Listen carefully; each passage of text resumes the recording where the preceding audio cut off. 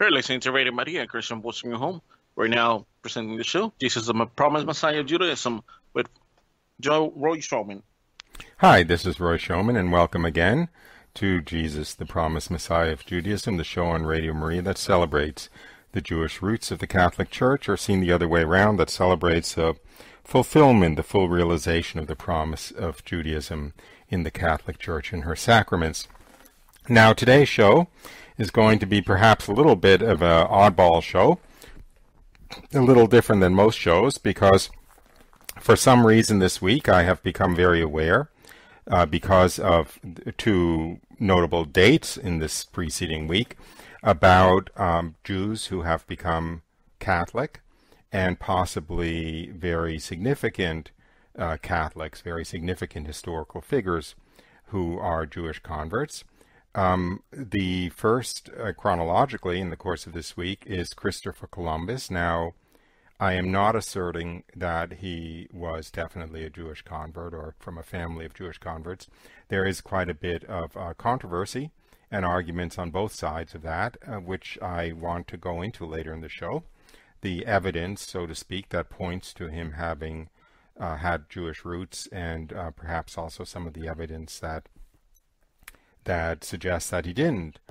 But the second, chronologically, is St Teresa of Avila, whose feast day was just this week on October 15th, and that is absolutely incontrovertible, that she was from a family of converted Jews, and in fact that her father and grandfather, there's documentation in the form of both trial records from the Spanish Inquisition and also a lawsuit that show that her father and her grandfather were of Jewish origin.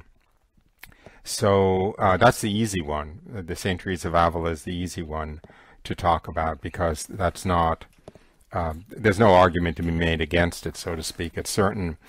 This is perhaps an odd thing to be doing. I think it's obviously interesting to me, or I wouldn't be doing it. I have no idea how interesting it is to you. Perhaps you'll let me know. This is a live call-in show, and the number here is 866-333-6279 or 866-333-MARY, M-A-R-Y. Growing up Jewish, of course, I was always made very aware of the notable figures in history and science and mathematics and medicine and so forth who were Jews. It was a source of some perhaps fallen human pride, so to speak, or ethnic pride, I should say, in the Jewish community to have had so many notables. Now that I am Catholic, I'm also more aware perhaps, of some of the blots on the history of the Jewish people, some of the rather notorious figures who were also Jewish. The early communists and Karl Marx come to mind there.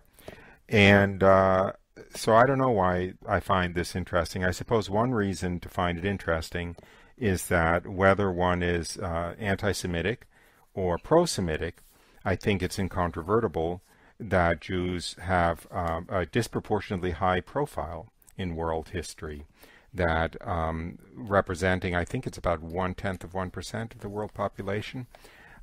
They certainly represent more than 0.1% of the notable figures in history. And I don't think that's a coincidence, and I don't think it is something that has to do with any kind of distinctive qualities or virtues or strengths of the Jewish people, as much as it has to do with the mysteries of divine providence and the fact that they were chosen to bring salvation to the whole world through the coming of the Messiah. They were chosen to be the people of the Messiah, and in that had a very significant role had a inconceivably significant role in the history of humanity, since the history of all of humanity, of course, was transformed by the coming of Jesus. And I see their disproportionate role in world history since as a kind of echo of that significance. Anyway, St. Teresa of Avila. I will read, first of all, I'll read a short article from Osservatore Romano. So that's the Vatican newspaper. So it's obviously has the full kind of seal of approval of the Catholic Church. I can't be accused of spinning things out of a kind of Jewish chauvinism. This is from the Osservatore Romano, March 2nd, 2015. Teresa Sanchez de Cepeda y Ahumada was born in Avila in 1515. Her father's family came from Toledo, and her grandfather, Juan Sanchez, was a rich wool and silk merchant of a converso family. That is, a family which converted from Judaism to Catholicism, who moved from Toledo to Avila at the beginning of the 16th century. The wealth of the house in Avila in which Teresa was born shows that the family had fully preserved its previous economic and social status. In 1485, Juan Sanchez had been tried by the Inquisition of Toledo, accused of practicing Judaism, and had been condemned to wear in procession for 6 weeks the San Benito, the yellow garment of those condemned by the Inquisition. Later the San Benito was, as customary, hung in the cathedral as a perpetual sign of disgrace. In other words, the Inquisition was very active in trying to expose Jews who had become Catholic, who still maintained some Jewish practices, and apparently Teresa's grandfather was such a one. He had been from a family that converted from Judaism to Catholicism, but he was found guilty of the Inquisition of still following some Jewish practices. We don't know what they were. They were sometimes in avoidance of eating non-kosher meat like pork. It was sometimes avoidance of breaking the Sabbath, the Jewish Sabbath of Saturday, and lighting fires and so forth. And one of the milder punishments for such a violation was to do a public repudiation of Judaism and wearing for 6 weeks a yellow garment of kind of so that everyone could see what one's crime was, and also, of course, as a penance of humiliation, and after which he was apparently forgiven, although the garment was hung in the cathedral as a perpetual sign of his disgrace. Anyway, back to the Osservatore Romano. However, Juan Sanchez had sought to be rid of this stain that indelibly marked his lineage by purchasing a certificate of cleansed blood, limpieza de sangre, and by moving to Avila in order to have the episode forgotten. Moreover, he succeeded, since no member of the family was ever again subjected to trial by the Inquisition, an institution that did not easily loosen its hold on those who had passed under its jurisdiction or their descendants. Until 1492, the date of the expulsion of the Jews from Spain, both Toledo and Avila had been characterized by a strong presence of both Jews and conversos. In Avila during the 14th century, the percentage of the Jewish population was close to 30%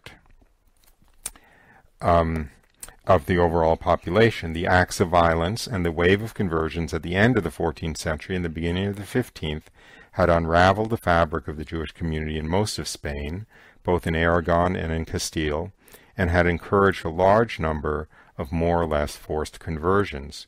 The integration of the converted into Spanish society, very extensive, had, however, been blocked in the middle of the 15th century by the laws of purity of blood, norms that were introduced for the first time in Toledo itself in 1449, and that barred the access of the new Christians, namely the conversos and their descendants, to universities, religious and military orders, and confraternities. This was a true and proper shutting down as regards the integration of the conversos, which divided Spanish society between old and new Christians, subjecting the latter to the constant control of their orthodoxy by the Inquisition. Juan Sanchez, Teresa's grandfather, was in fact not only a converso, that is, a descendant of converted Jews, but he was also a Marrano, that is, a converso condemned for having returned to the faith of his fathers. In all likelihood, this was a false accusation, as were many others of the kind, as is proven by the successive route taken by Juan Sanchez, bent on recovering credibility as an old Christian, and that sufficed to conceal the disgrace of the man and his descendants. Hence his move to Avila, his acquisition of false certificates of cleansed blood, and his successful attempt to have his past forgotten. His son Alonso, Teresa's father, married for the second time Beatriz de Ahumada of a noble lineage of old Christians. Teresa's numerous brothers went to the Americas, as was customary among the descendants of conversos. Her brother Rodrigo died fighting there, so that Teresa considered him a martyr of the faith, whereas her brother Lorenzo became treasurer at Quito in Peru, and on his return to his homeland, financed the convent Teresa founded in Seville. The tainted blood was truly buried in oblivion, in that it was only in 1946 that documents discovered in the Valladolid archives, which mysteriously disappeared until the end of the 1980s, restored the irrefutable proof of the saint's Jewish origins. The question of how much the family knew about their Jewish descendants and whether it was known by Teresa herself remains open, even though studies on her works tend, behind the veil of the strictest silence on this matter, to shed light on absences and presences, so as to presuppose the knowledge of it on the saint's part. And I will end there. But I think it is not without significance. Boy, I don't know even what to say, except that as a Jewish Catholic, I'm very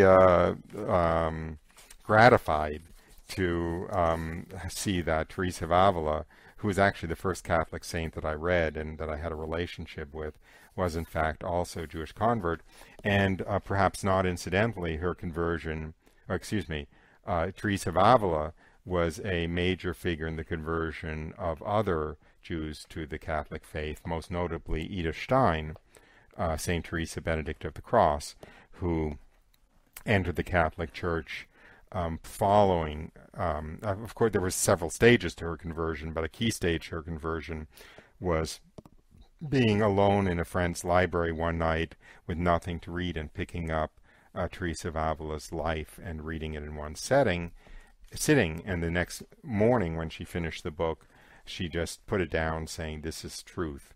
So perhaps it's not a coincidence that Teresa of Avila had a role in her conversion, since she too was from a family of Jewish converts. Anyway, I will end there with Teresa of Avila, which is the easy part of this show, and go on to a much harder part, which is Christoper Columbus. Now, whether Christoper Columbus was Jewish or not is not known for sure. There are a number of things that are used as evidence of the possibility or probability of him having Jewish origin, and I will go through those. But it is incontrovertible. I mean, whether it is controvertible, in other words, it is open to dispute whether Christoper Columbus came from a family of Jewish converts. However, it is not open to dispute that many of the most major figures in Columbus's voyage, in getting it financed and getting it approved by the King and Queen of Spain, by encouraging Columbus, by making it possible in terms of the development of the maps and of the navigational instruments and so forth, that world was heavily dominated by Jews, so that there were many, many, many significant Jewish figures behind Columbus's voyage, whether or not Columbus himself was Jewish. I will read, first I will read a short article that suggests some of the evidence that suggests that Columbus may have been of Jewish origin, and I will talk about some of those indications themselves, and then I'll go on to talk about the others behind his voyage that were instrumental, who were definitely notable Jews. The context for this, by the way, is as was mentioned in that discussion of St Teresa of Avila, is that the Iberian Peninsula, that is Portugal and Spain, had a tremendous Jewish population. It was kind of, frankly, was the homeland of Jewry in many ways for a number of centuries until the expulsion of the Jews. First, some heavy persecution of the Jews in the 14th and 15th century, and then finally the expulsion of the Jews at the end of the 15th century from Spain. A very high percentage of the elite, so to speak, in the Iberian Peninsula, again, sort of like what we perhaps have now, but of the physicians and of the scientists and of the mathematicians and of the lawyers and of certainly of the bankers and the people who ran finance and who helped the kings and thrones of Spain and Portugal with their finances as treasurer and finance minister and so forth. A high percentage of them were Jews or conversos, in other words, either Jews who were still practicing Judaism or a few generations down in families that had been Jewish families that had at least externally converted to Catholicism. Although, as mentioned in talking about Teresa of Avila, a number of those conversos had only pretended to convert to Catholicism and still held to the Jewish faith, and as soon as they left the control of either a Catholic government or a Catholic country, they would revert to Judaism as soon as they could safely do so. And that was legitimately a very serious problem because it amounted to sacrilege, because of course these fake Catholics, so to speak, were participating in the Catholic sacraments, which is, needless to say, an extremely inappropriate and sinful thing to do if one does not genuinely have the faith. So, although the Inquisition as an institution was, dare I say it, not a good idea, it was certainly extremely abusive. The idea of having to rein in that sacrilege in one way or another was not a misguided impulse. Anyway, so now I will read an article that summarizes the arguments for Columbus being Jewish. By the way, one reason I'm doing this is that a few weeks ago I was speaking in Mexico, and I had basically bought the argument hook, line, and sinker that Columbus was Jewish and that it could not be disputed, that the evidence was overwhelming. And I cited that in a group of people. I just kind of blurted out that, of course, Columbus was Jewish, and they looked at me like I was telling a joke. And so I decided I'd better do some more research and find out how legitimate that claim is before I go spouting it. So that's really the genesis of the show. Okay, to this article, was Columbus a Jew? Columbus had several significant Jewish affiliations. At one point, he moved to Salamanca, where he enlisted the support of Diego de Deza, a powerful bishop who was the personal tutor of Prince Juan, heir to the Spanish throne. Diego was also converso. He introduced Columbus to the Jewish astronomer Abraham Zacuto, whose tables and almanac would assist Columbus on his voyages, would in fact make them possible. Furthermore, Queen Isabel's hesitancy to approve Columbus's voyage led to the intervention of a group of 8 influential Jews and conversos. Interestingly enough, all 8 had a relative who was killed for performing Jewish rituals, and 2 of them had personally suffered the San Benito.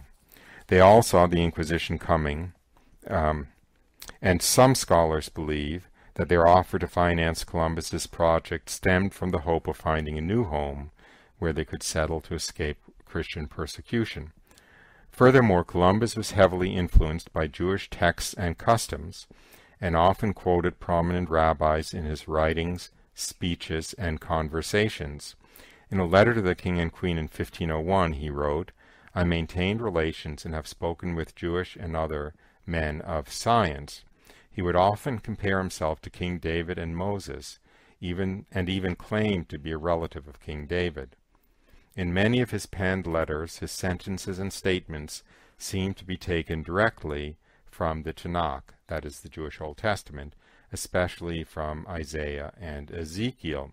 Now let me interrupt and say what is a weakness in this line of reasoning in the article that I'm reading is that it has two pillars that are somewhat questionable. One is that Columbus was essentially heavily influenced by the Old Testament, which is a fine thing to be influenced by if you are a believing Catholic. The Old Testament is divine scripture, and there is nothing wrong with a fanatic Catholic, and I think it goes without question that Columbus was a fanatic Catholic, whatever his racial heritage was, for a fanatic Catholic to be deeply steeped in the Old Testament and to rely heavily on Old Testament prophecies, which Columbus did, even in his certitude that there was a new world to be found. There were some prophecies in Isaiah that specifically that he took in defense of his adventure, and to associate oneself with the major figures of the Old Testament, such as King David and Moses, again, would be a perfectly appropriate thing to do if one simply considered oneself a Catholic and having, I'm trying to think of the right term, but having come into the promises of the Old Testament, having come into the promises originally given to the Jews as a Catholic, and having come into their heritage, and then owning that heritage would not be a questionable thing, even if you didn't have any Jewish blood. Secondly, the fact that he was heavily dependent on Jewish financiers and Jewish scientists and astronomers and so forth for his voyage doesn't mean necessarily that he was particularly biased towards Jews. It could simply mean, as was undoubtedly the case, that most of the finance was controlled by Jews, and most of the cartographers, that is the people who made the maps and the people who did the astronomical calculations to allow celestial navigation and so forth, were Jews. You know, one can say it kind of points gently in the direction of Columbus being Jewish, but one can't cite it as kind of a definitive proof.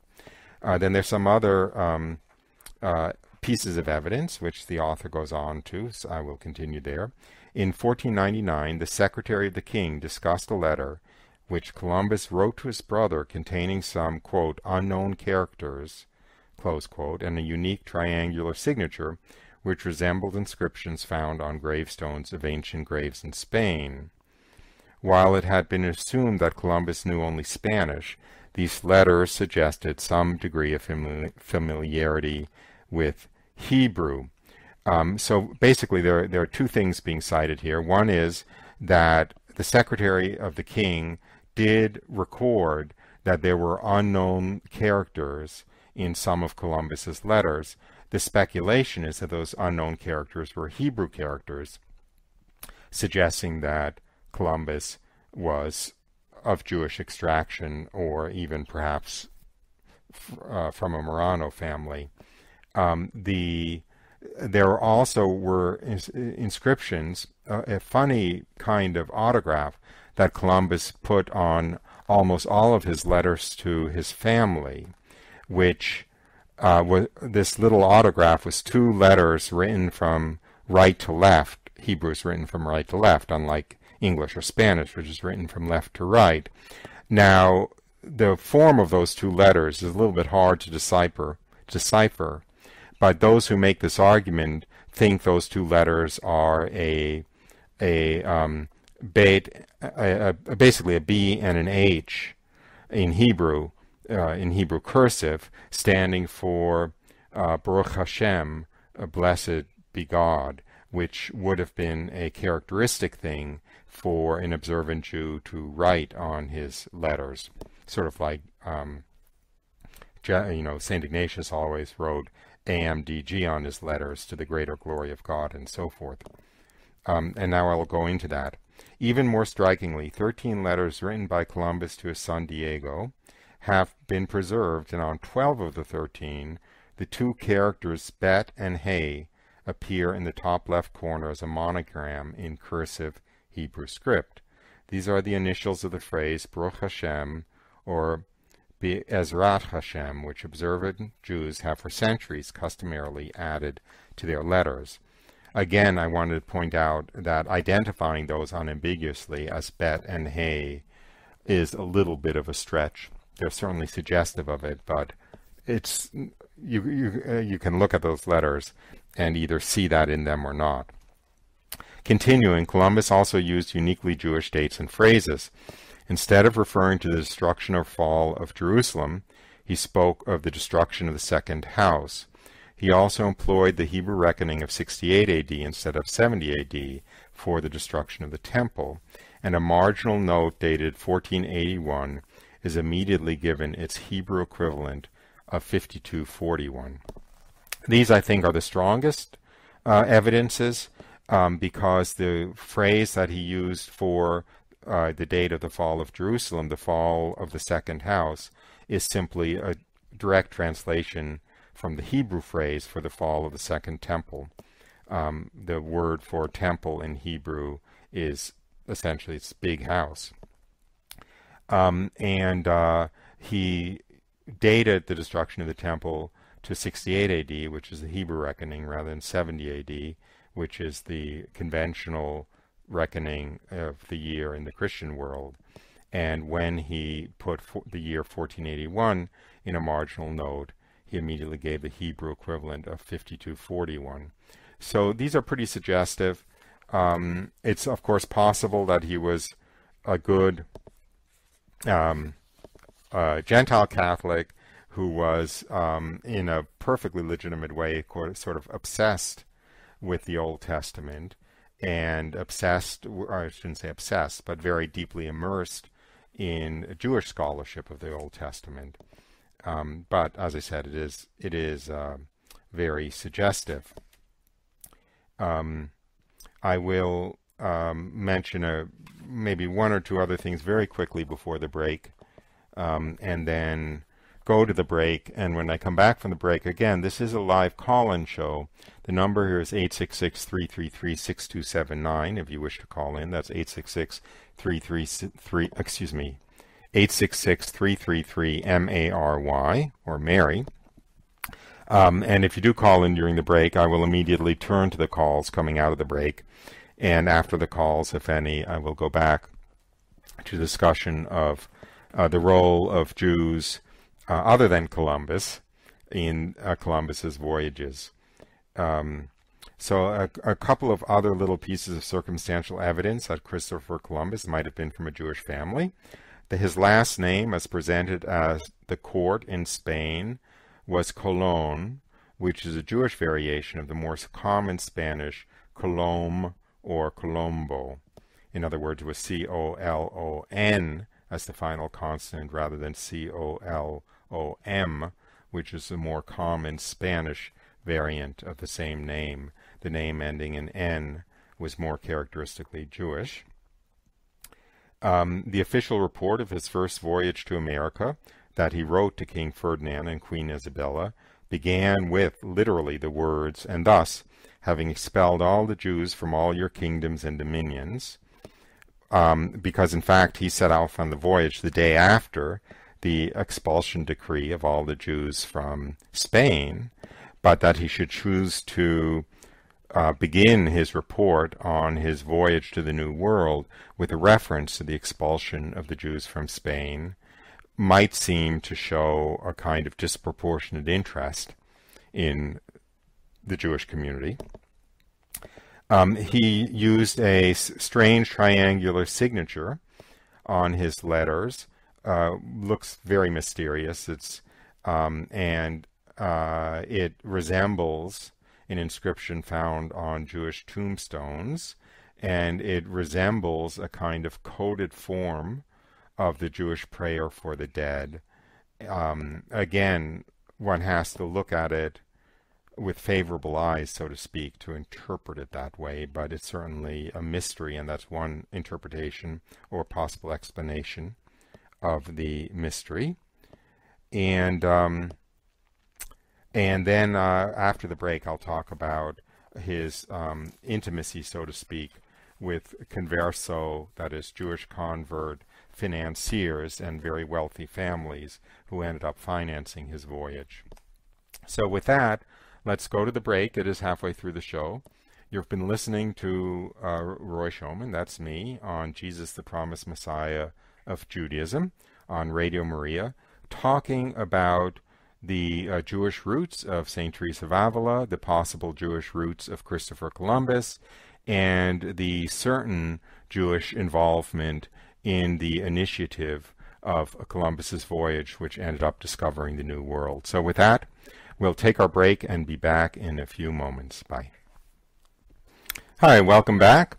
I've been talking today about the possible Jewish roots of Christoper Columbus and the definite Jewish involvement in his voyage had discovered the New World, the Americas.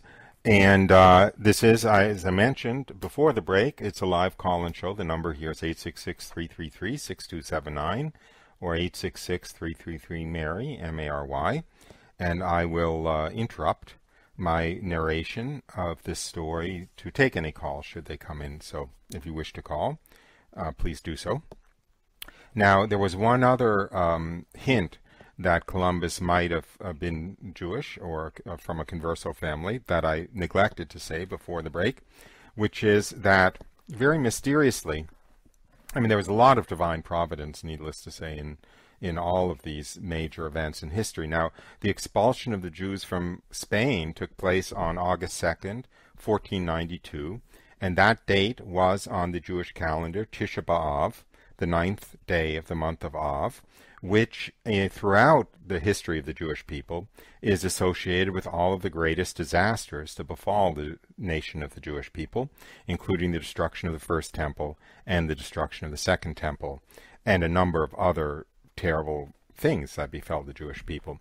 And so that was on August 2nd. Columbus set sail on August 3rd, but the odd thing was that everything was ready to set sail on August 2nd, and he was there, his ships were there, his crews were there, waiting in the harbor. They were fully provisioned. The weather was very favorable. The winds were favorable for departure, but he delayed departure for a day until August 3rd, without any real known explanation for why he didn't take off on August 2nd as planned. Now, the speculation is he didn't take off on August 2nd because it was Tisha B'Av, which every Jew would know is the worst possible day for undertaking a major initiative, and that initiative would be sort of cursed or doomed to failure if it was inaugurated on Tisha B'Av. So that's another indirect I don't want to say evidence, but a little indirect circumstance that to many people suggests that Columbus may have had either been secretly Jewish or been from a Jewish convert family. I, by the way, don't really have room for thinking he was secretly Jewish because there were many things in his behavior having to do with prayer and the sacraments and evangelization and so forth that suggests that even if he was a Jewish convert, he was a genuine convert and very, very genuinely saw the truth of the Catholic faith. But of course, as this show is intended to show, that isn't a contradiction with being Jewish at all. It's simply a recognition of the fact that Judaism was transformed into the Catholic Church. Anyway, so let me go to the sort of, as I said, he set sail on August 3rd, 1492. He had been trying to raise money for the voyage for a number of years from various sources. At the time, Spain was expelling the Moors, essentially the Muslims who had taken over Spain and were ruling Spain for centuries. And this was the period where Catholic Spain, was engaged in, I believe it was a 7-year war to expel the Muslim rulers and overthrow the Muslim rule. And they finally succeeded on January 2nd, 1492. They finally succeeded in expelling the Moors. Now, while this war was going on, when Columbus went to Queen Isabella and King Ferdinand asking them to finance the voyage, they said, we can't consider it while this war is going on. The war is taking up all of our funds. But after the war, come back and we'll talk about it. So here in January, the war was over, so it was time for Columbus to come back and try again to get the court to finance his voyage. And so the Columbus went back to Queen Isabella and King Ferdinand to ask for the funds, and he was turned down rather definitively, especially by Ferdinand, and all of the negotiations between the court and Columbus were suspended, and Columbus left Granada, where the court was, with the definite purpose of going to France, going to the French court and trying to get the French king to finance his voyage. His cause seemed to be entirely lost when several people resolutely interposed in his favor. These people were Juan Cabrero, Luis de St Angel, Gabriel Sanchez, and Alfonso de la Caballeria. They were all conversos. They were all men of Jewish extraction, either still Jewish or conversos. I think they were all conversos, by the way. I think that was a little slip of mine. When Luis de St Angel, in particular, heard that the negotiations with Columbus had been broken off, he felt as much sorrow and distress as if he himself had been afflicted with a great misfortune. And Louis de St Angel became the leader of the Aragonese, who at the last moment were able to successfully interpose themselves on behalf of Columbus and get the Spanish court to reverse its decision to get Queen Isabella and King Ferdinand to finance the voyage after all. He was actively assisted by the royal chamberlain Juan Cabrero, who was the son of Martin Cabrero and Isabel de Pertinoy, who were both of Jewish lineage, and in fact whose kinsmen were victims of the Inquisition. Juan was the confidential friend and constant companion of Ferdinand, the king, the Catholic king, and he fought at the king's side in the Moorish Wars, that's the wars expelling the Muslims, and was his faithful advisor in all affairs of state, and enjoyed Ferdinand's confidence to such an extent that he was made the executor of the king's will. So this was a converso very close to the king, who intervened on behalf of Columbus.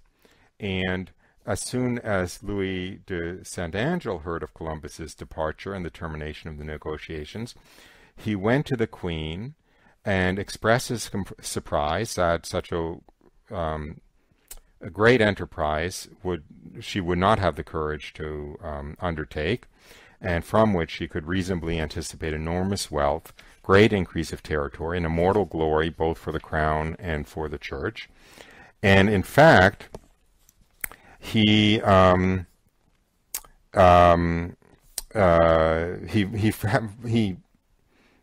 a favorable impression on the Queen, and she thanked him for his advice, but she wanted to wait until the kingdom had recovered its strength and had the necessary financial resources, which had been entirely exhausted by the war that just ended. And at that point, St Angel volunteered his own money to finance the voyages, and he advanced nearly 5 million maravedis for the enterprise. And so he actually was the primary financier, source of funds for Columbus's voyage. That he advanced this money out of his own pocket is proved beyond question by the original account books, which are still preserved in Seville. This account of mine it goes into some details of the amounts of money lent or advanced by Louis de St Angel for the voyage. So there can't be any question that the Columbus's voyage would not have certainly taken place then had it not been for the intervention of these 4 conversos of Jewish extraction, who either successfully got Ferdinand and Isabella to change their minds about the rightness of the undertaking. In other words, first they changed their minds, and then when their minds were changed, but they didn't have the money, they provided the money. So,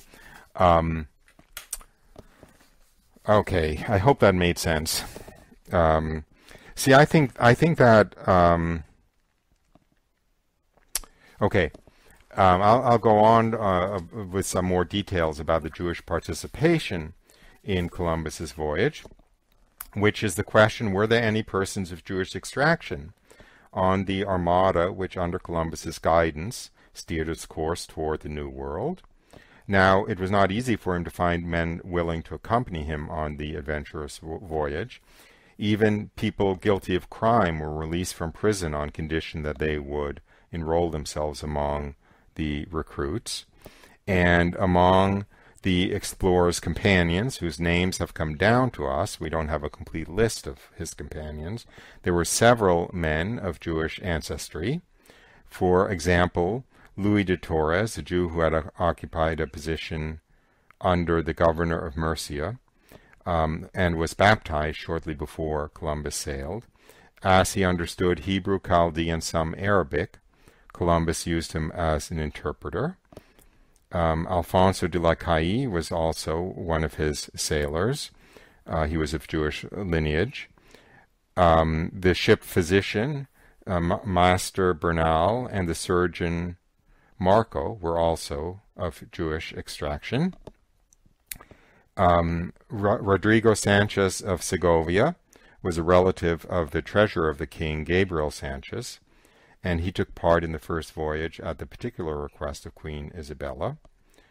Let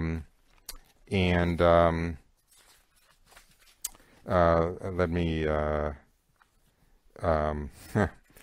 go on. There's some question as to which of the two sailors first saw land on October 11th when they finally reached the New World. One of those two sailors, there are two conflicting accounts. One says the person who first saw land was Vicente Pinzon, the commander of the Nina, and according to other accounts, it was Rodrigo de Triana, a sailor of the Pinta, who first saw land. If it was Vicente Pinzon, it would have been somebody of Jewish extraction who first saw land. In fact, the account says that he was defrauded of the bonus that was supposed to be given to the first sailor who spotted land. Columbus kept the money for himself, and this sailor, Vicente Pinzon, was so angered by this that he went to Africa and reverted to Judaism, discarded Christianity for his prior faith. So I don't know why. I don't know if this is of interest to anybody. I don't know. The first. It's perhaps not a great claim to fame, but it was a Jewish sailor, Louis de Torres. I already mentioned him, who was the first sailor to explore the inland of Cuba. Columbus sent him off from the shore to explore inland, and he discovered, of course, the natives, and they were smoking tobacco, and so he was the first European, the first Westerner. I don't know what the right term is. I suppose I should say Easterner, but the first European to discover the use of tobacco, and he in fact settled in Cuba. So he was the first person of Jewish heritage to settle and live in Cuba. So that might pretty much exhaust this story. Now, I again addressing this issue of why this might be of interest, if it is of interest. There's so many things in this kind of unfolding of world history which seem providential, which seem to be an unfolding of divine providence. We have the Virgin of Guadalupe. We have in the discovery of the New World in itself, and then the apparition, the appearance of the Virgin of Guadalupe, which coincided with the Reformation, so to speak, in Europe, such that pretty much at exactly the same time that the Catholic population of Europe decreased by about 5 million, who former Catholics who switched to Protestantism.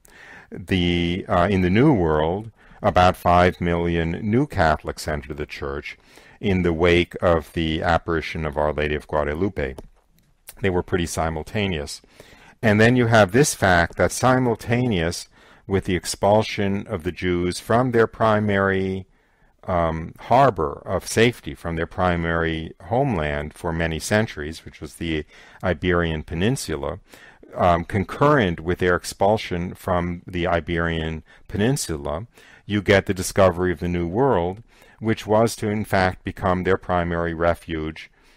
I don't want to say for the next few centuries. One could almost say for the next few centuries. In other words, if their primary refuge from, let's say, the 9th to the 15th century was the Iberian Peninsula, their primary refuge from the 17th century to the 20th century or 21st century was the New World, which was whose discovery was actually kind of emerged at exactly the same time that the Jews' expulsion from the Iberian Peninsula emerged.